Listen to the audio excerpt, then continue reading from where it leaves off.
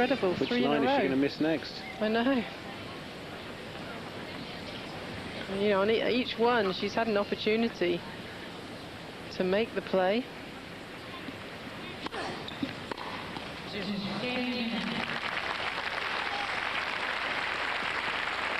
The net settles it.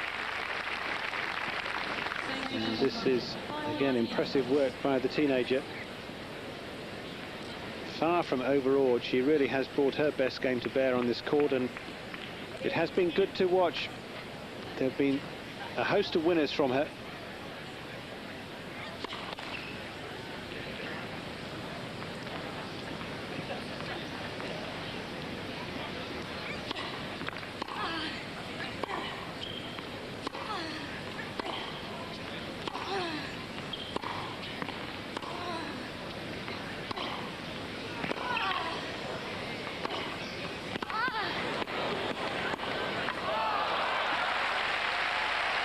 Got it right that time. It just shows you how many shots Davenport has to play in each point, though, to win it. I mean, she thought she probably won it a couple before the last one. Hénin is just so fast.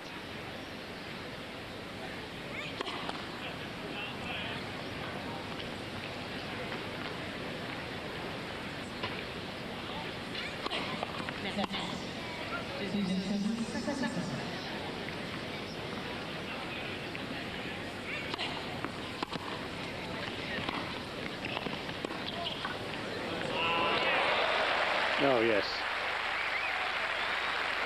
That'll do the job. What a lob. Shows you how talented she is. She has all the shots, doesn't she? She does, and she, you know, the start of the program, she said about the topspin on her forehand, and that's what you need for a lob like that.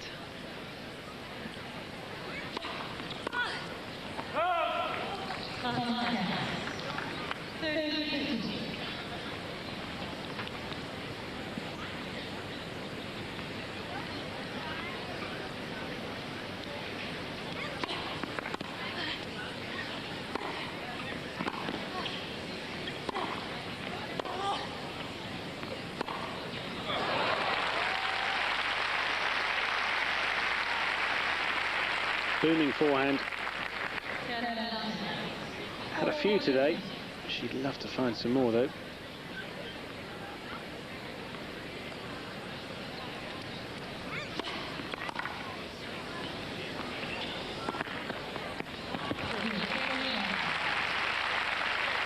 Carefully played. And again, moves ahead. So the question now, can Hénin come out and hold serve and force a second set tie-break? We shall see after the break. Well, Joe, every time Justine Hénin has stepped up to the baseline to serve in this second set from a game down, she's come back and levelled it. This, though, is going to be the toughest one to do, isn't it? Well, of course it is, but I mean, you know, Justine has had 3 games on the Davenport serve where she's had break points in this set, and then she's won a serve to love the last couple of times, so you could almost say she's almost done enough to win this match already. It's not quite there, and maybe, you know, if she starts thinking that, that could be the thing. She's got to put it out of her mind. She's got to start again here, work hard for this service game, and just keep doing what she's doing. So far, she's given us no indication that there is sort of concern in her mind that she might buckle. Let's see what happens in the next few minutes.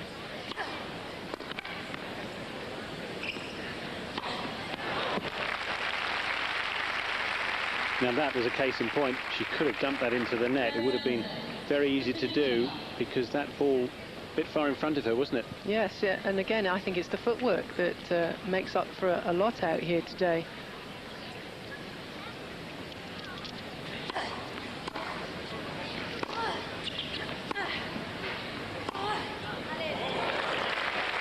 That's lovely, getting around the ball, leaving space to play the stroke.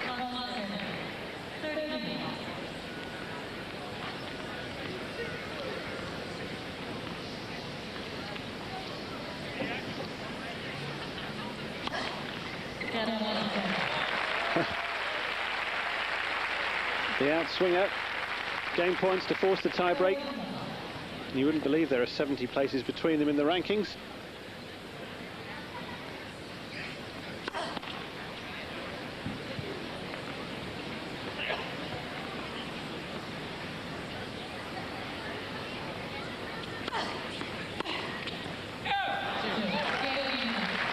And that's wide, and that makes it poker playing time now for Davenport, because one tie break could see her go out of Montreal in the second round. And that was not what she envisaged when she made the long trip from Los Angeles after a final appearance there. And neither her coach.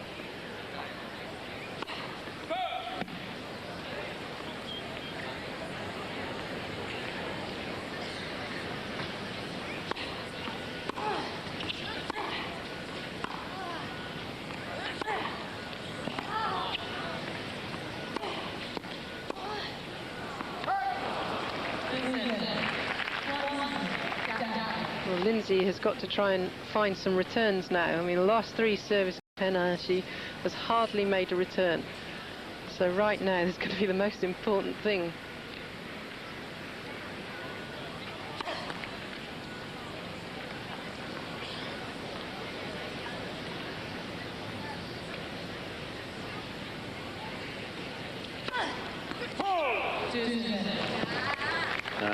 Now, that first serve looked rather wobbly, didn't it? Quite low into the net, and then pushing for too much on the second, and the mini break immediately for Davenport.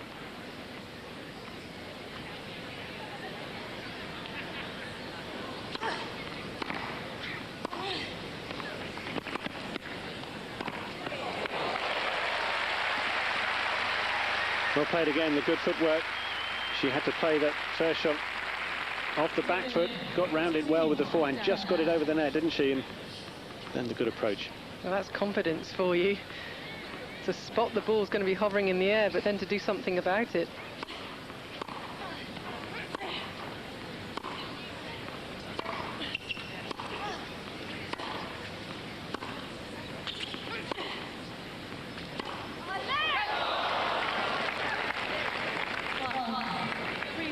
Well, she's hit so many great backhands in this match to let herself down now with that shot. Disappointment for her, but Davenport has to win the tiebreak to stay alive.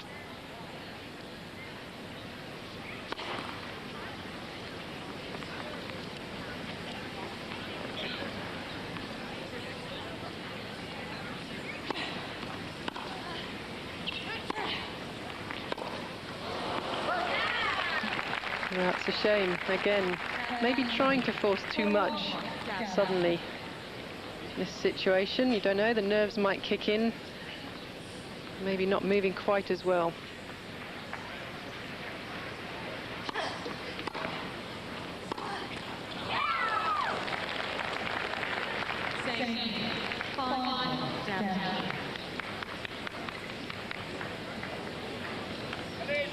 Amazing, isn't it? The situation that arises in tennis time after time.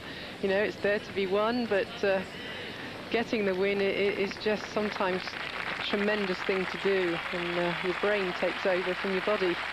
Until the tiebreak, she's done just about everything right, really, for her. Now look at the score.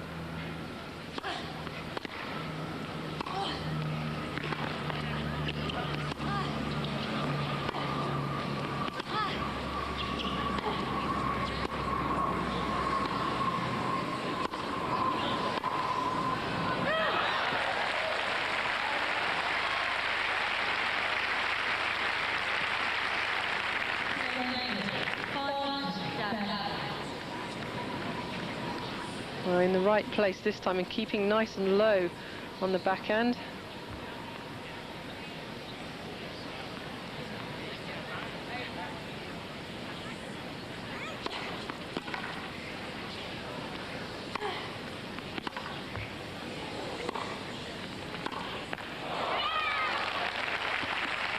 There was a chance, but it was a tough one. And 4 set points to the second seed now. Trying to fight her way out of trouble.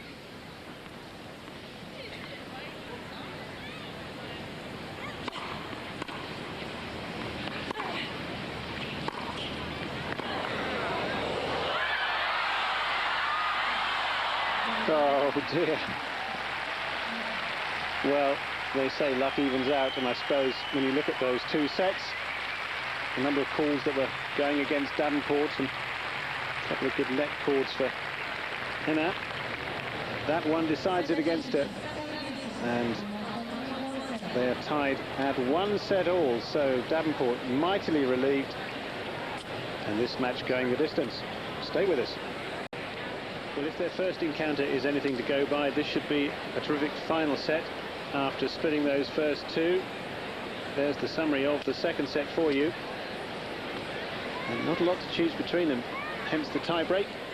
But that the difference, 7-2 in the tie-break to Davenport. So she lives to fight another day, at least in this match.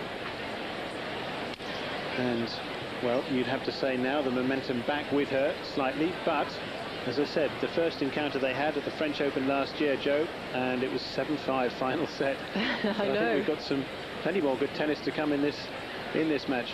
Well, I think so. I mean, really, Davenport squeezed out of that set. So I can't quite believe she did.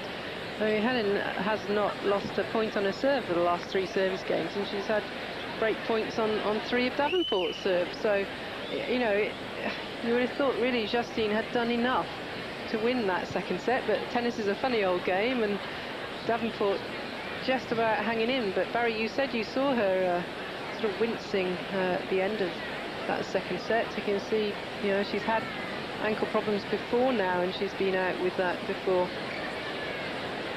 So the trainer on, and whether this is an assessment or an injury timeout, I'm not too sure, but clearly some concern for her. But I think from this match, even if hénin does lose it, she'll take even more from it, you know, than she will. Obviously, the defeat was sad for her if she does lose it, but so much promise, and Belgian tennis must be delighted they've got such a talent. I think we're going to see a lot more of her. Oh yes, her and Kim Clijsters as well, same age, and you know, I've been watching them for about 3 years now. I've seen them on the ITF circuit, and you just know someone, you know, is going to be that good. You can see the talent and the attitude, and you know, they want to work hard, they want to be out there, so you kind of know that they're going to be good. And thoroughly enjoying. I always think she enjoys her tennis, Justine. She's out there battling away. But this is sad to see. You know, it's so difficult when you have injury, especially a foot injury and then the back injury that Lindsay's had. And she's tried to battle on. I mean, no, at the French she played, and she lost, and she didn't blame the injury at all. And that's what I like about Lindsay. She never does blame other things. You know, she said, if I lost, I've lost. But it has to hamper you, and she's worked so hard in previous years to get her fitness up and her movement much better. And I think that well, I've seen anyway the last few months that her movement hasn't been as good as it was at the beginning of the year. Absolutely. Going back to the Belgian teenager, I mean, Joe, you work with a number of British teenagers, and when you see a player like her out here, I mean, do you go back and say, look, you should watch this girl, see what she's doing, what is she doing that you're not, kind of thing? I mean, what would you point out to them to, you know, to try and copy, to emulate if they can? Well, absolutely, and I hope that they're watching at this very moment. So I might quiz them tomorrow or whenever I see or speak to them next. I mean, it's just to see, you know, the footwork and the way that not only can they attack nowadays, but they can defend as well. And I think with the Williams sisters too, everyone thinks they just hit the ball hard and attack, but I think their defence is just extraordinary because they're such great athletes. You know, the attitude that this girl, Justine hénin, has put out here on the court today, you haven't seen her shrug her shoulders or mope about. You know, you've seen her get on with it, and she's had many chances in this second set. But there she is, she's keeping herself contained in this changeover, just thinking about, you know, right, I've got to go out and serve the next game, let's get on with it. But, you know, it's the hard work that goes into it too on the practice court, and I know that this young lady does that. I wonder what will be going through her mind in terms of that tie-break. It was the worst part of the match for her in many ways, but she's just got to remember that she has taken, you know, one of the players who's up there at the top of the world rankings, mixing it with Hingis and the Williams sisters, and at times has really outplayed her, so she can mix it with the best. You know, it's so hard for the trainers that come out onto the court to to take for an ankle or a foot, and to get it right first time when you've only got 3 minutes is very, very difficult. Just a reminder, a couple of results elsewhere in Montreal today. Sandrine Testu of France, the 8th seed, coming from a set down to beat Ruxandra Dragomir of Romania, 3-6, 7-5, 6-2. She'll now meet the American Chandler Rubin, the 15th seed this year in Montreal. And below them in the draw, with Conchita Martinez already through after an easy win over Annie Miller, well, Julie-Alain Decougy will be the Spaniard's next opponent, 6-3, 7-6. The French veteran going through against Sandra Nachuk of Yugoslavia. But talking of French veterans, one lady who didn't make it this far, Nathalie Tozier, going out yesterday evening to Anne Kramer of Luxembourg. The score 6-4, 6-1.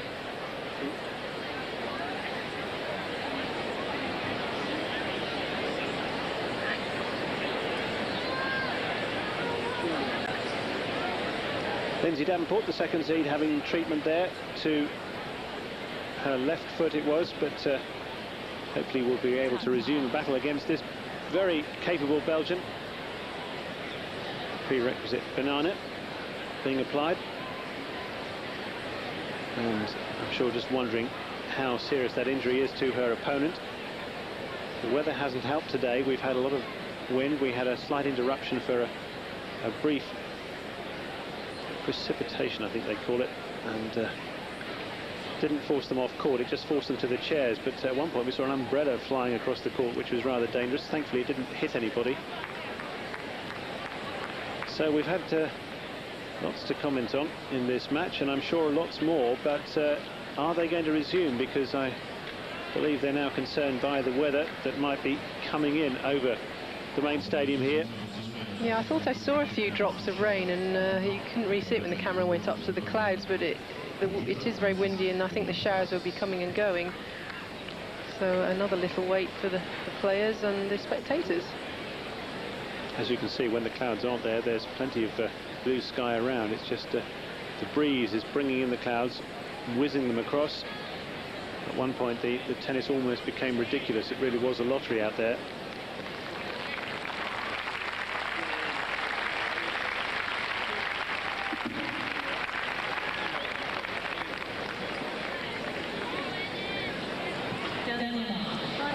So there, the stats. Davenport does better in final sets than this lady, but we shall see in this match as they start the 3rd and deciding set of what has been a very interesting and entertaining 2nd round contest.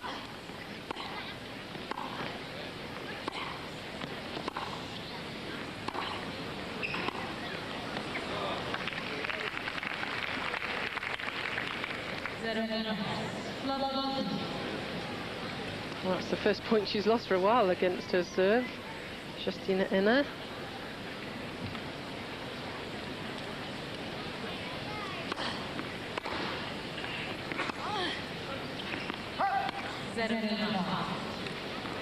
It's always difficult to get going again when you've had a break, you know, waiting for your opponent to get treated, and then a bit of rain on the court. Had to sit and think about losing that 2nd set tie-break for a long time.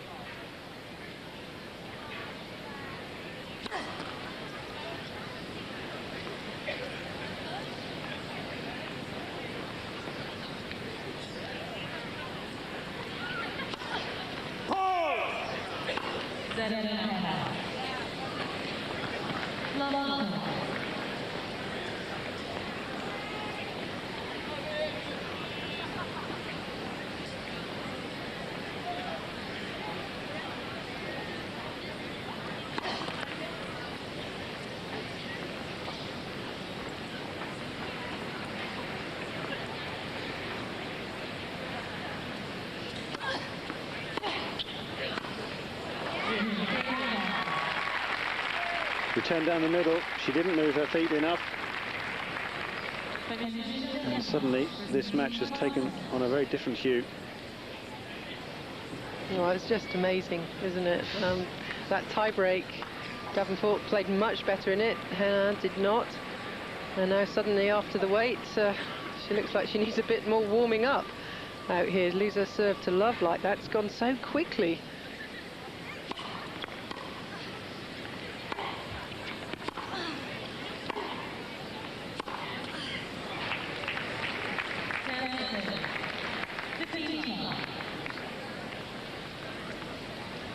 Where's it gone? That's what she's wondering.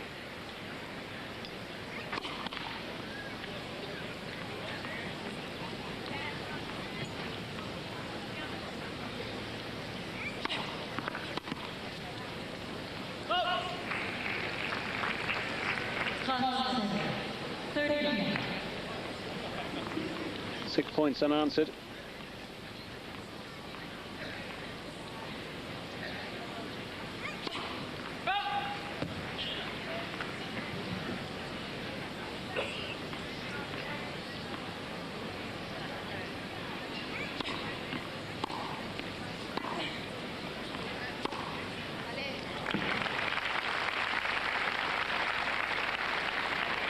Finally finds a good one.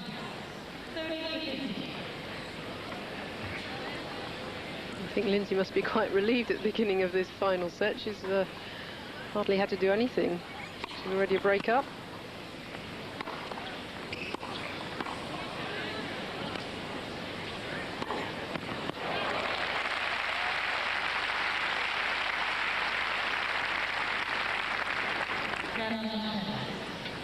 It's actually a shot that she plays very well, Davenport. The one that goes over the backhand side can be a problem to a single-handed player, but Lindsay just seems to love it.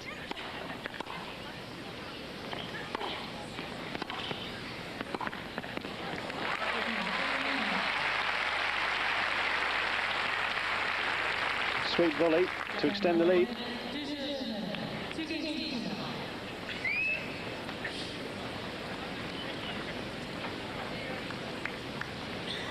So big questions now hanging over this lady.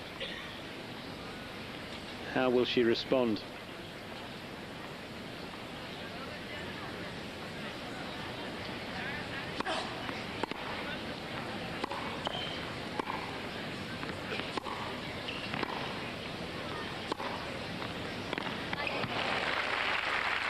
Well, that's more like it. It's how she was playing in the first two sets.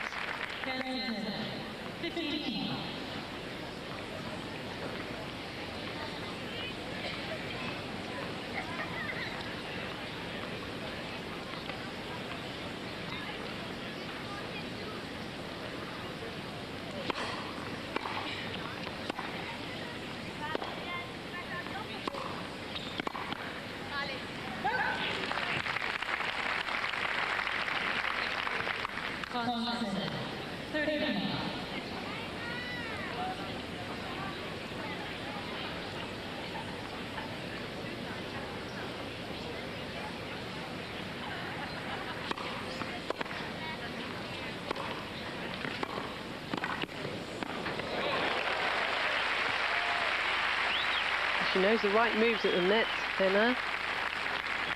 Doesn't rush when she's there. Gets down so well to that volley.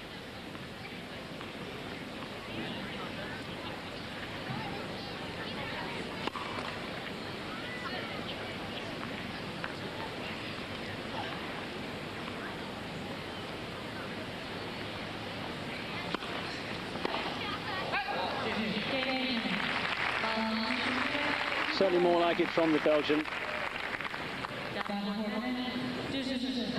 Back on the scoreboard. Couldn't lose another game on the serve, you feel. Still in the hunt.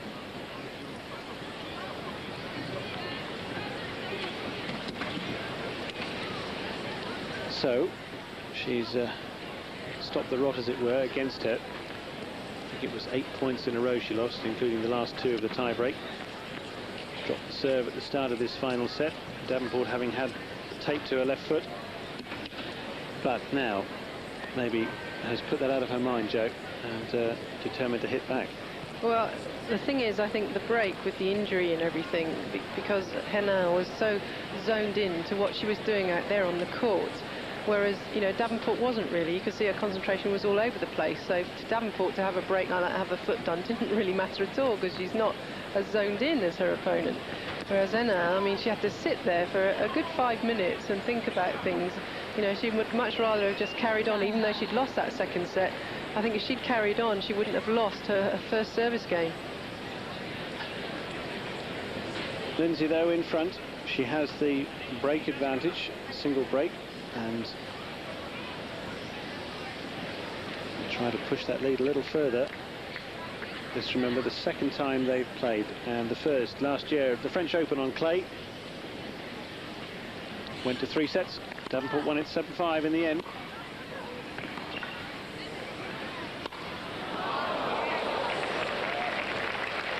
Spot on, I think. Yeah, I think it hit both lines, the sideline and the baseline.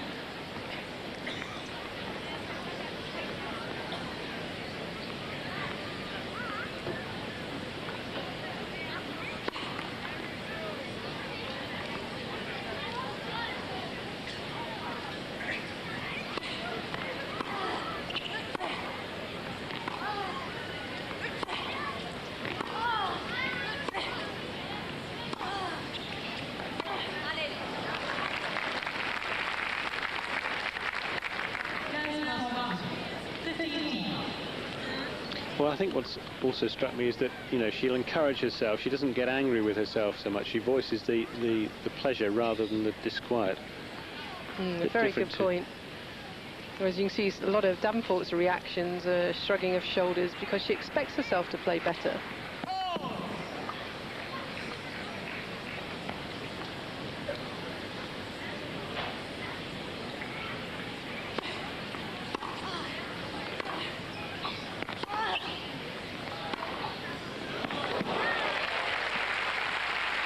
No chance for anyone, I don't think, to get that one back. Cracking winner. Well, hénin was way out by tram lines on that shot, so it's an awful long run to get to the other side.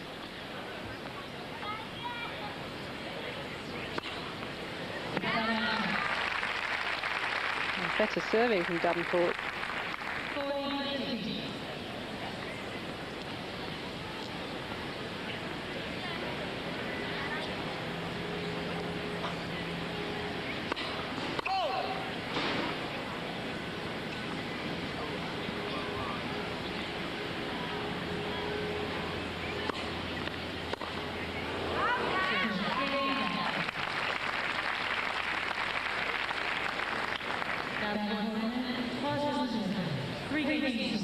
So she pushes ahead a little bit further. 3-1 the lead now.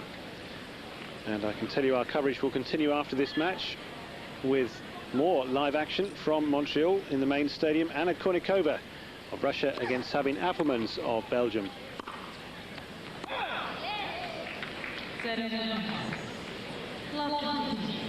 And that could also be some match.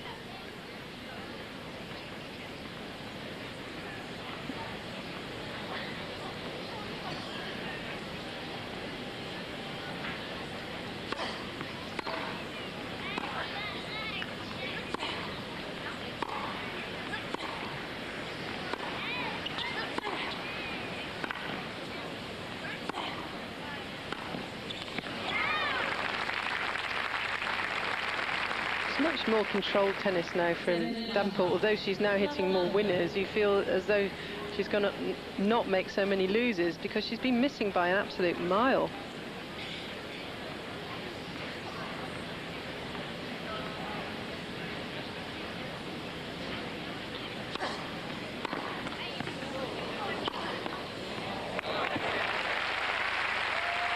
Well watched.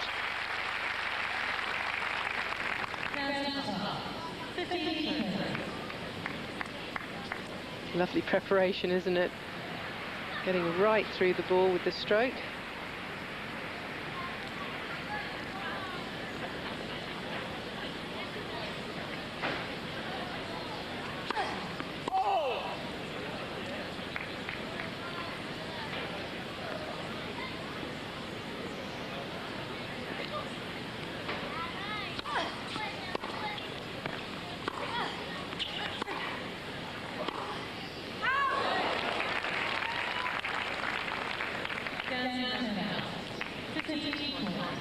Trouble now, though.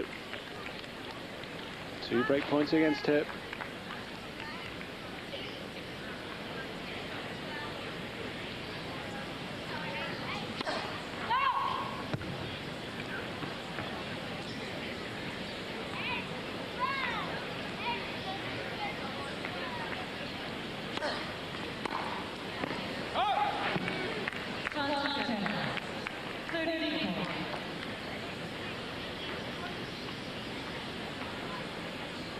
It's the problem playing the top players. If they just start playing a little bit better and you start playing a little bit worse, then the match can just suddenly get right away from you.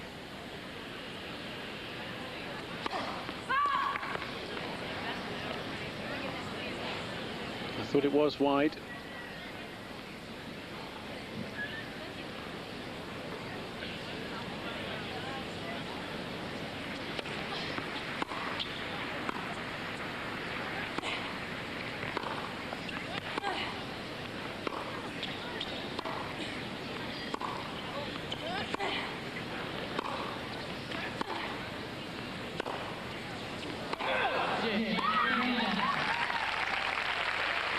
Well, maybe her chance has now gone.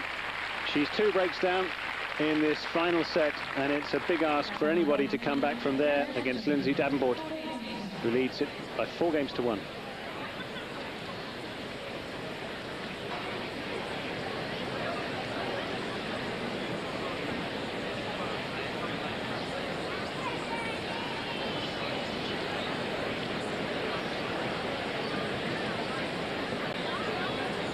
So Davenport with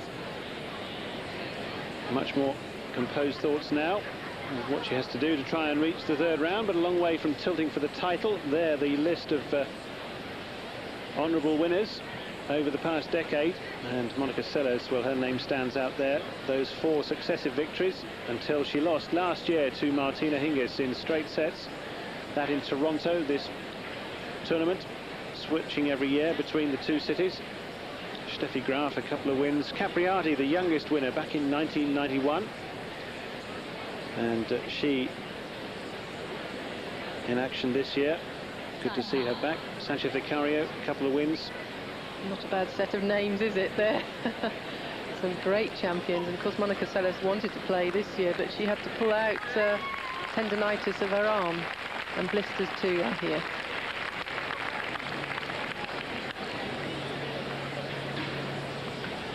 Two more games would do it for Davenport at this stage.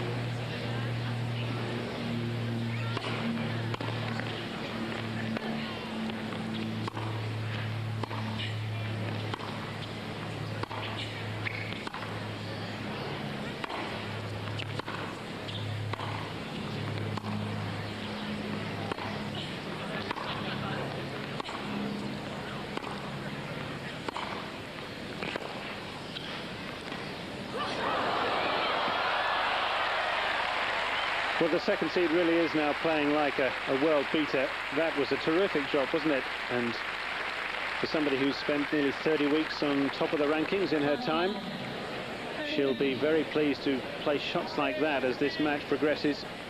2 hands on the racket. Shows it can be done. A delicate touch. Little chip onto the green, wasn't it? Rolling up to the pin. No chance of a return from hénin, and I don't think she's coming back in this match now.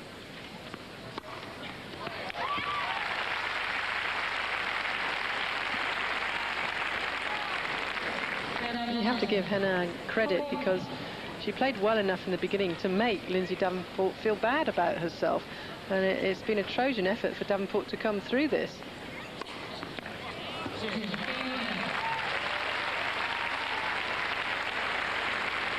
So she's making it look rather easier now than it was earlier on. And she's 1 game from a place in the last 16. And should she get there, she'll meet either Magdalena Malieva or Amanda Kutzer.